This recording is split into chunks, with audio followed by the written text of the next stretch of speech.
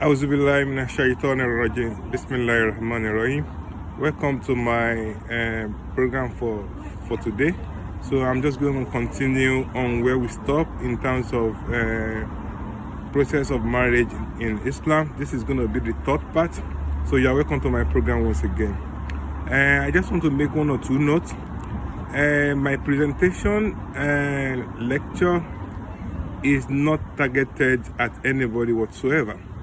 So whatever information I'm passing through will have been researched, will have been from my experience, or will have been, from lectures, programs that I've attended.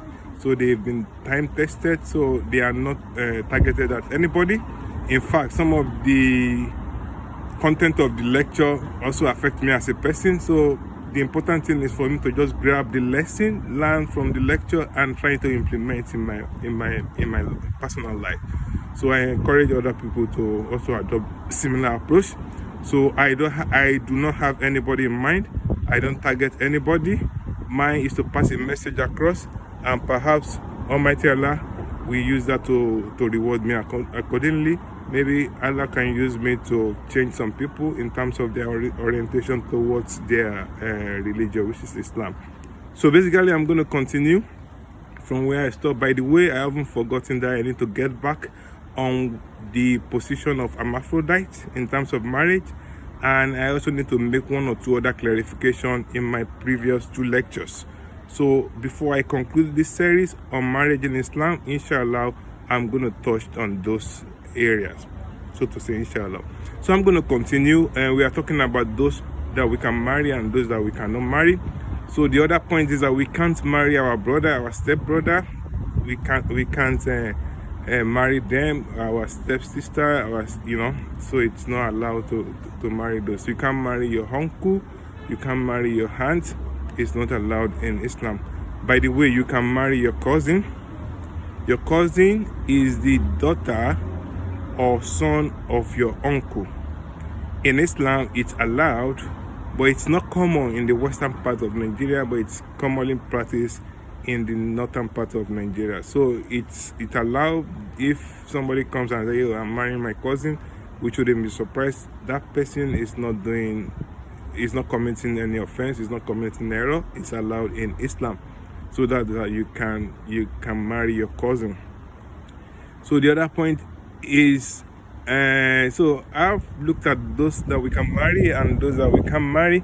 So I just want to say one or two things before I move to the next subtopic on this subject.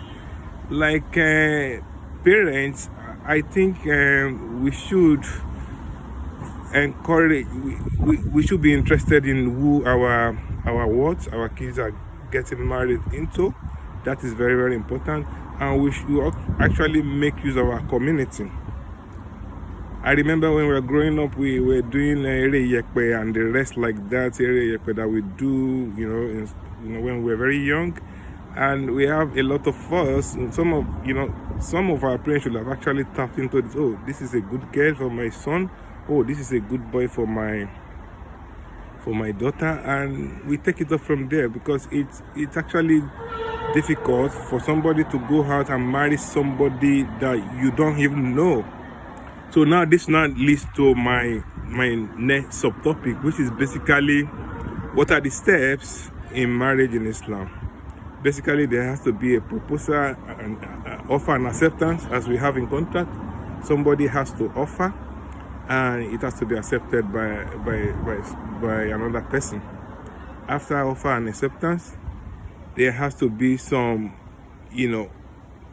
checks that need to be carried out. You need to carry out an independent check on the person you intend to marry. It has to be independent. What that means is that I'm going to go into that in detail, but that check needs to be carried out. Apart from that, you also need to pray. You need to do istikhara before you actually dabble into marriage. You need to pray over it, so that Allah, can guide you. You pray that, okay, if this marriage is going to lead to a situation whereby my deen will be diminished, may Almighty Allah make it not possible. But if it's going to improve me in deen, may Almighty Allah make it possible. So you also need to do that. And so you have to do istikhara, you need to pray, you also need to carry out medical checks. You have to carry out tests, medical checks. You have to carry out HIV tests. You have to carry out psychological tests. You have to carry out genotype tests. All these tests are very, very important. Islam does not go against carrying out those tests. You need to carry out a medical test. You need to be sure that this person that I'm going to be going into, it's free from any form of disease and so on and so forth. And the other thing is, sorry, I forgot to mention, is that you also need to look at the family that you're trying to go into. For example, if they have some history in the past, maybe history of insanity, maybe the grandmother has insanity in the past, the great grandmother has, the mother has insanity, was mad at some point in the past, brother, I will advise you not to go into that family. No matter how enticing the brother or the sister is, don't go into that family. You have to look at the background, and you have to look at even the brothers and the sisters of that family you are going to. What kind of person are they? What kind of person are they? What are their level in terms of iman, in terms of social interaction, and so on and so forth? So you have to look at that. So those factors are very important. Now I'm going to go into a key point, which is called background check. Background check is an independent verification, independent fact finding on your proposed spouse. And how do you do this? You have to do it independently. Your spouse, your proposed spouse, should not be aware that you are carrying out that independent check. He or she should not be aware. So you sent in a person to actually go to where that person grew up, his masjid, his area where he works, where he usually, his social area. You go in there independently and find out one or two things about that brother or sister. Perhaps the information you're going to find out might be very helpful to you. Like, how do you use the information? Now you have the information. As this brother or sister told you about that information, if he hasn't informed you about the information that you have obtained, then you need to ask questions. Why did you hide this from me? So that can be a red flag in relationship management and development. So that's very important. You have to carry out an independent investigation. You have to go to the imam, to his ustaz, to his teacher, to his friends, to find out one or two things that might be helpful in your marriage for the future. So that's very important. I'm not saying if you find out something that is adverse, that you just decide, okay, no, this information is the adverse, so I'm not going to go ahead. No, I'm not going to say you shouldn't go ahead. You have to find out the reasoning behind that adverse information and why he or she did not declare that information to you in the first instance. Then you have to analyze. You have to do analysis. You have to analyze the information. What is the implication of this information for my future with this guy or with this sister? So you have to analyze that information and come to a conclusion. So you have to do analysis, talk to a guidance, talk to a professional, a psychologist to advise you.